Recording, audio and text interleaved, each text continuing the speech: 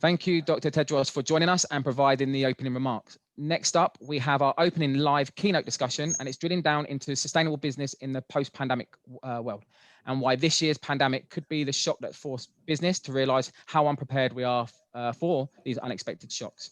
On your screens now, you'll see the panel is ready to go. We have Sanda Ojiambo, the CEO and Executive Director of UN Global Compact. And Sanda is talking to our very own Terry Slavin, Editor-in-Chief, Sustainable Business at Reuters Events. The discussion is 30 minutes long, and they're here to provide some ideas and answers to you. So do use the Q&A box just to the side of the stream, and Terry will try and get round to some of those questions as the discussion unfolds. But now, Terry, it's my pleasure to hand over to you. Thank you very much, Liam, and great to get a chance to talk to you, Sanda. Now, you only started as CEO of the UN Global Compact in June, right in the middle of the pandemic. What was that like? Where were you when this all kicked off? Thanks, Terry, and great to be here. Thank you so much for the invitation. So you're right. I mean, in June, in May, I got the notification of the role, but I took over formally on June 16th as the CEO and ED of the UN Global Compact. At that point in time, I was sitting in Nairobi, Kenya, where I'm from. And, the reality, I think, of the pandemic and the new way of working and the new normal really sunk in for me. First of all, I had to assume a role virtually. The role is actually based in New York. I'm speaking to you from New York now, but it took me up until literally just 5 weeks ago to be able to make the relocation. So onboarding virtually was truly unfamiliar. I really have to thank, technology. Technology has allowed us, as it has now, to be able to use it a lot more to convene virtually, and I got to meet my team virtually and certainly get inroads into the organization virtually. But it was slightly surreal. Travel was also surreal when I was eventually able to travel over to New York. But aside all of that, specifically to the job, prior to taking over this role as CEO, I had interacted with the Global Compact for about 10 years. So at least I was in familiar territory. I had been a board member on a local network in Kenya, also had been driving sustainable business in a company that was a participant in the Global Compact. So there was some familiar, but there was certainly a lot of external unfamiliar that I, as well as I'm sure very many millions of people, have had to navigate through in this COVID era as a whole. So, I mean, as you said, you spent some time in Nairobi when the pandemic hit, and how do you think Africa, has coped with the crisis? So the situation in Africa, and I'm glad you asked this question, because I do hope that this question is asked often and widely enough, because I think there's a lot of bleak expectations for Africa. But if you look at the statistics, actually, in terms of the health impact of COVID, it hasn't hit as hard. In fact, I think Africa was a continent where the economic shock preceded the health shock in many ways. Not to say that there are many countries that are not suffering under the health impact of COVID, but I do think there's a lot more that are suffering because of the economic impact of restricted movement, of curfews, of partial lockdowns, suddenly of travel, borders closing. And that truly has impacted the continent. I remember when I was in Kenya, there were early estimates that, over 500,000 jobs had been lost. That was just 2 months into the pandemic. In many countries, there's been literal collapses of the SME sector, which powers a lot of the economy in many countries. So, I left at a time when economic stimulus packages were being discussed and debated, lots of foreign direct investment coming in to re-stimulate and reignite the economy. And, great calls really for companies to embrace and rebuild supply chains and prop up the SME sector. Again, another big area for intervention was access to financing, just to enable businesses to regrow and flourish. So I think the continent, and it's not a great generalization, but I think really the biggest challenge has been the economic challenge, and continuing to see that, to see support around that, and the reinvigoration of the economies, I think is what is critical for the continent. And I suppose because it's such a young population too, that's probably part of the reason why there's been less of the health impact, hasn't there? I'm just wondering if there's a feeling of equity, that young people haven't really become that ill with it, but and yet they're really. Yeah, I mean, I don't know what science says about that. demography of COVID, but what I do know is actually some very important early decisions were made actually around shutting down borders, around limiting movement, decisions which on the face of it actually I think had a great public health impact in terms of the spread of COVID. But certainly I think the realities are, as is the case in many economies, at some point in time, people have to come out and earn a living. And I think that's when we began to see a continued growth and spread around it. But, I think the key thing really is how to get economies stable, get economies growing again. But having said that, I just want to say one real big part I saw on the continent was innovation. Very quick on the mark around mobile technology, around e-commerce, around providing opportunities for business to continue to thrive. I mean, where I come from, mobile money is a great, platform for keeping businesses afloat. And I think the quick transformation and quick pivots around e-commerce, including mobile money, kept a lot of businesses up and running during the time. So mobile money was also used for a lot of the government disbursements and transfers as a whole. So we talk a lot about how companies should be using this crisis as an opportunity to build resilience. I'm just wondering about those smaller companies, really, in the supply chain, and I guess that's a lot of African companies as well are in those big, larger Western supply chains. Yeah, and that's why I said I think when I think about what are the lessons learned and going forward, it's really about how to future-proof and build resilience within supply chains from large companies and within smaller companies themselves. I mean, what I've seen from this crisis and what has worked is companies that were able to future-proof, to create linkages for the smaller businesses down the supply chain, prove to be more resilient. This could be, for example, ensuring that there's access to financing. So making sort of preferential finance agreements so that companies could still access loans or credit as they may have needed, creating very strong backward and forward linkages, investing in really integrating that supply chain so that businesses could stay on is what has truly worked. But I mean, the truth of the matter is that with the closure of borders and the slowdown on international trade, I think some of this just has not necessarily been possible. Again, looking forward, it ties very well into a message that within the UN we've been talking about, which is the need for renewed international cooperation and getting borders back open and getting trade back and flowing so that we can indeed get to where business was before. I think the COVID shock is one that was unprecedented in many ways. So we can talk about building resilience forward, but to some extent, I think that there were some factors that we were all totally unprepared for. So of all the SDGs, which do you think has been, the one that's kind of been brought to the fore through the pandemic? That's a hard pick. That's a hard pick. I think on the face of it, you'd say COVID, was a health crisis. At the second layer, you'd say it was an economic crisis. So you'd pick at the SDGs that relate to health and that relate perhaps to decent work and economic growth. But the truth is, I think we've seen, looking at specific SDGs, you could look at the SDG on inequalities. If anything, I think COVID has shown us the vast inequalities that exist within and between countries, between genders, between ages, between sizes of businesses, between migrants and non-migrant populations. But, looking even further into that, I think COVID has had an enormous impact on poverty, on agriculture, on education, has been massively impacted around the world. So very hard to pinpoint one. I think the lesson here is that what was on the face of it a health crisis actually is a multidimensional crisis. And the responses and the opportunities actually lie in having a very integrated approach to COVID. So I think that the call to action here is that it's not going to be one single actor, one single business response, one single government. I think the response is a very, very multi-stakeholder, multi-partnership response to get us back on track to where we need to be. I guess that SDG 17 on collaboration is an important one. We're starting to get some questions in. One asking about about the progression against the SDGs, impact on zero hunger and no poverty. I guess there's been setbacks there.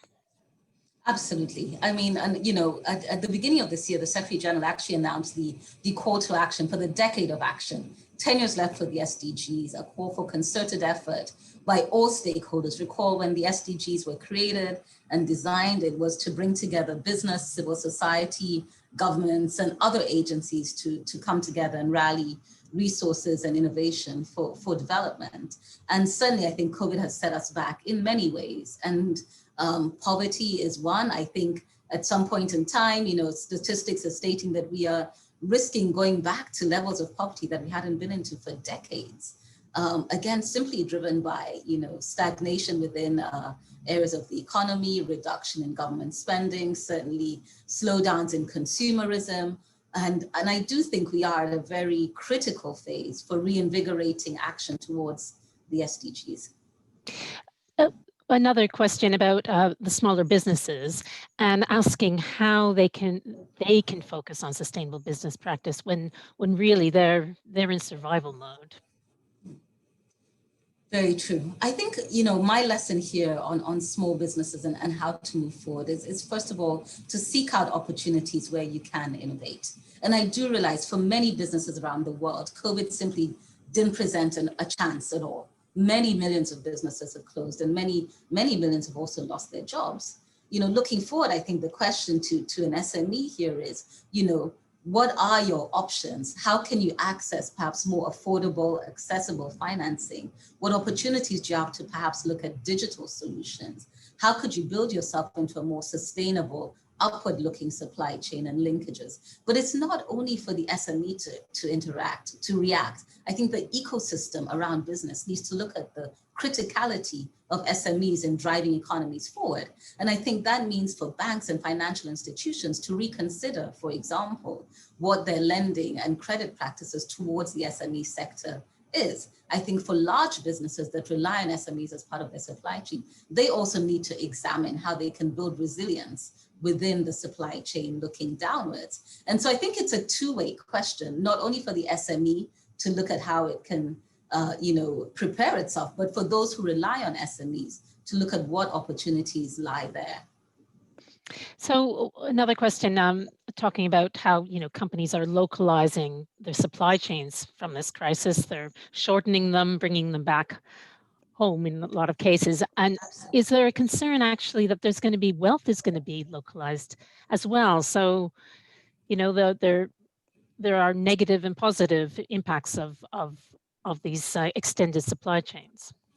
Indeed, there are. And I think, I'll tie it back to our call as the United Nations on our 75th anniversary, which was about renewing and re-networking multilateralism and international cooperation. I can understand the fact that, companies or businesses wanted to localize supply chains, but we thrive as an interconnected world and an interconnected trade platform. And so therefore, on the longer term, the ideal situation is to allow for global supply chains to thrive and flourish, but fully understanding some of the immediate short-term decisions that had to be made. The hope is that we can continue to build resilience in supply chains, such that we do go back to a time when supply chains do cross borders. Businesses can cross borders, because also in some countries, I'm not very sure that there's fully the domestic consumption capacity to absorb everything that is produced at a local level. And there are obviously great business opportunities through international trade. So it'd be great to be able to get back to the stage when companies are able to build into global supply chains, but with the lessons learned, I think with a lot more resiliency and long-term outlooks. So there's been a lot of strain on human rights. We've heard about from workers in the garment sector to even seafarers stuck at sea. What should be done to tackle some of these very critical issues? Yeah. And this is really important. At this point in time, we sort of went to this place where, you had to look at who are key workers, who are critical workers. Amidst everything that was going on, it was very clear health workers needed to be on the front lines, and a lot of other industries were designated as key workers and essential workers. But behind all this, as we say, seafarers, September 24th, we commemorated the International Maritime day and, brought to the fore the plight of seafarers who, some of whom have been on ships unable to dock for months on end during this COVID pandemic. Yet at the same time, the shipping industry is very critical to this supply chain that we've just spoken about. And this was just one instance where we brought to the fore the fact that human rights are actually simply being violated. Seafarers unable to connect with their families, unable to get much needed health services, simply unable to live, and like the rest of us have been doing through the pandemic. Same in the garment industry. And I think as a whole, the pressure to keep businesses running may, in many instances, have resulted in these abuses of human rights. The call that we made as the Global Compact at the onset of the pandemic was that businesses should aim to protect and promote the 10 principles of the Global Compact, which are grounded in human rights, labor, the environment, and anti-corruption. So the call was, amidst the pandemic, to what extent could you keep your business focused on respecting and promoting human rights, observing labor rights, being mindful of your environmental footprint, as well as making sure that we do not promote corruption as we go through all of the much, high pressure, high intensity COVID procurement and disbursements that were ongoing. And we feel that our 10 principles are timeless. They have stood through the COVID pandemic and certainly are a firm grounding through the SDGs. So do you think there should be a revamp at all in the 10 principles? Are there others that you would add or that should be emphasized more? And I'm wondering, your UNGC is 20 years old. You're going to be revealing in January a new strategy to guide it through the next 5 years. So, can you tell about what some of those priorities might be, what your thinking is for what you're going to announce in January? Sure. For the 10 principles, for me, I think they still stand as fundamentals for business. They were articulated 20 years ago by a very forward-looking, team at that point in time. There was some debate on the articulation thereof.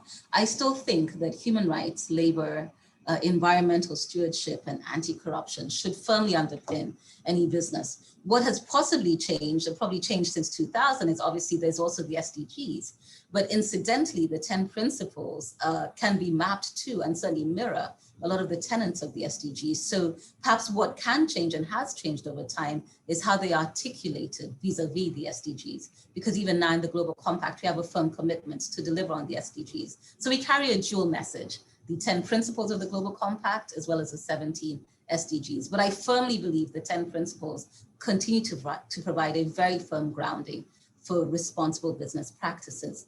Now, on the question of our future strategy, indeed, I joined this year, and our current strategy expires at the end of this year. So I'm looking forward to working with the team and with a broad range of stakeholders to develop a strategy that does two things. I think first, responds to all of the realities and lessons that we've learned through the COVID pandemic. But secondly, really ties into the question of what truly is the role of business in delivering on two key things: business benefit and societal transformation. And I think those two questions really form the underpinnings of the interrogation and the development of our new strategy. I'm just wondering about, collaborations, and another question. In terms of successful collaborations, what have you seen that's really made a difference in regards to COVID and some of these other issues like the economic crisis and climate change? It's a very interesting question. I found that amidst emergency, the most innovative partnerships have emerged. I think if you were to look at, and I'll simply look at the health sector, I think for years, public health practitioners have been calling for a lot of the responses that we saw during the COVID period: partnerships unusual, the freeing up of resources, the application of technology. I think it's been fantastic to see this. It's unfortunate that it had to come during a crisis. Now, if we could model some of the types of partnerships that we've seen and look at them not only for emergency response situations, but for long-term partnerships, I think would be in a different place. The truth is, partnerships are hard to broker. In many instances, a lot of the multi-stakeholders we want to bring around the table don't actually even speak the same language. And by this, I mean, you have highly business-driven entities, you have governments that have a public sector focus, you have civil society. But I think that what I've learned and what I've seen through the the COVID era. And certainly what we aim to support here, the Global Compact, is multi-stakeholder partnerships that have the humanity at the center. You know, after all, we are here for the people. And if we can bring together a singular focus on people, the change that we want to bring within society, you get the best of it. What's also new and emerging, I think, is the use and application of technology, of data-driven decisions, of the ability to use technology to scale, to use artificial intelligence and algorithms to drive forward faster decision-making for solutions, I think has also been very impressive to see over time. At the heart of it for me is bringing people around the table centered around humanity. After all, that's what the SDGs, the Sustainable Development Goals, are about. And certainly what we at the UNGC aim to shift around making business work towards a better world. Do you think that the Global Compact should be doing more on the collaboration front with some of the other business platforms, for example? We certainly should. I think there's lots of, over time, you know, in the odd number of years that we have been talking sustainable business, very many other platforms have come up. And I think at the end of the day, we are possibly all seeking the same thing.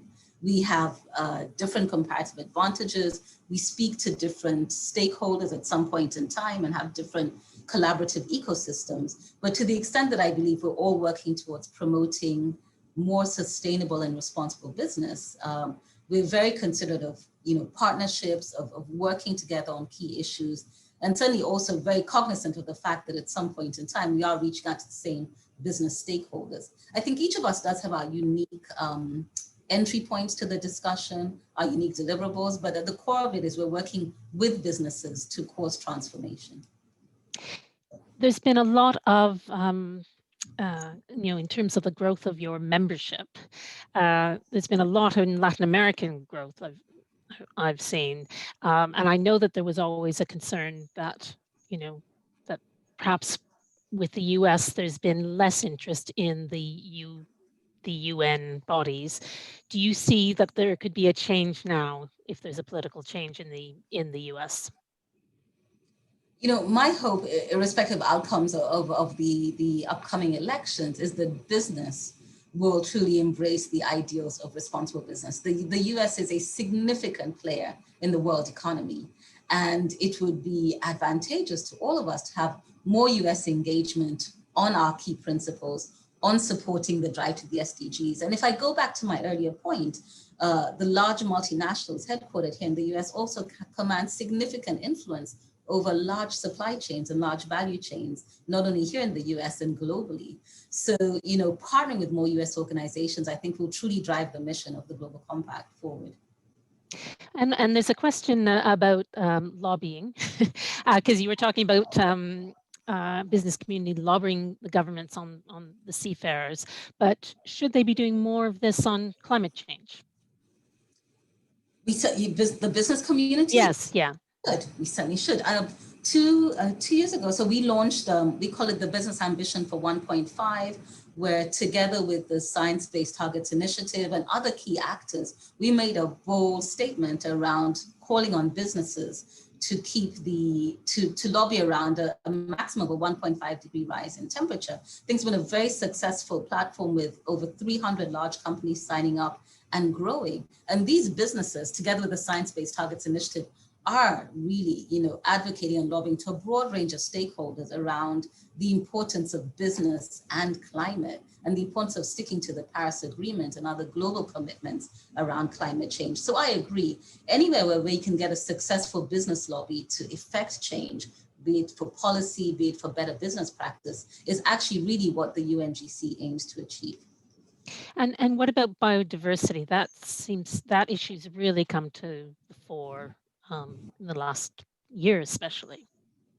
It has. Again, that's also a very critical area for business as we continue to look at our impact on the environment. Biodiversity is also very key.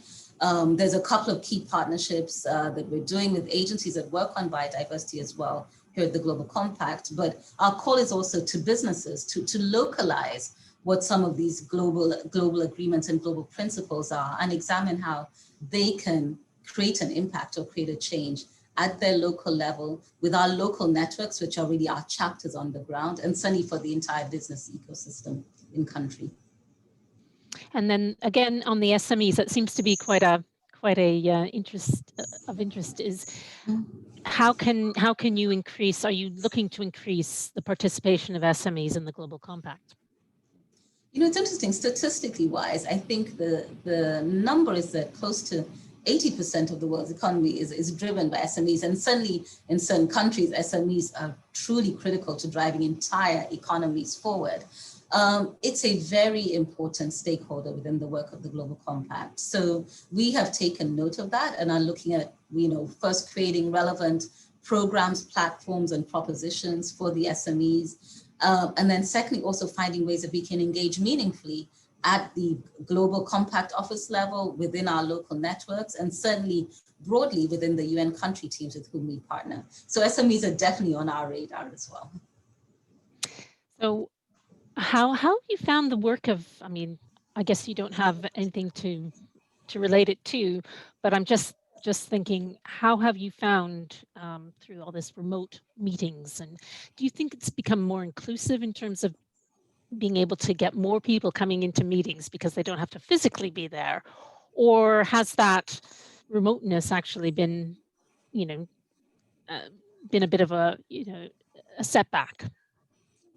So, you know, I'd say it's a bit of both. And if I could speak from a personal level, I think one of the benefits I've clearly had from taking a job on remotely is that I've had to travel, yes, but less, but also be able to still connect with partners, with local networks around the world.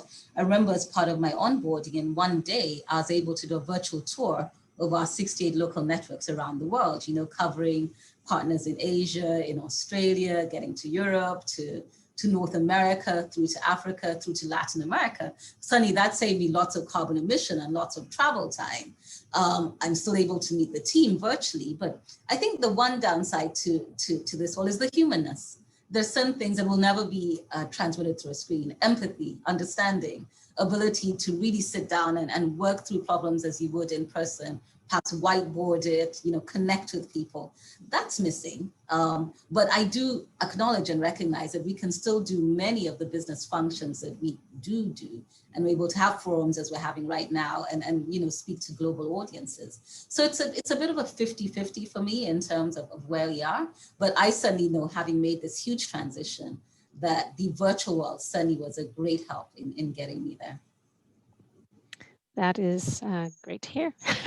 Unfortunately, that is, I think we're running out of time. I'm really grateful to have been able to spend this time with you, Sanda, and for you to come virtually to our conference as well. Thank you. Liam.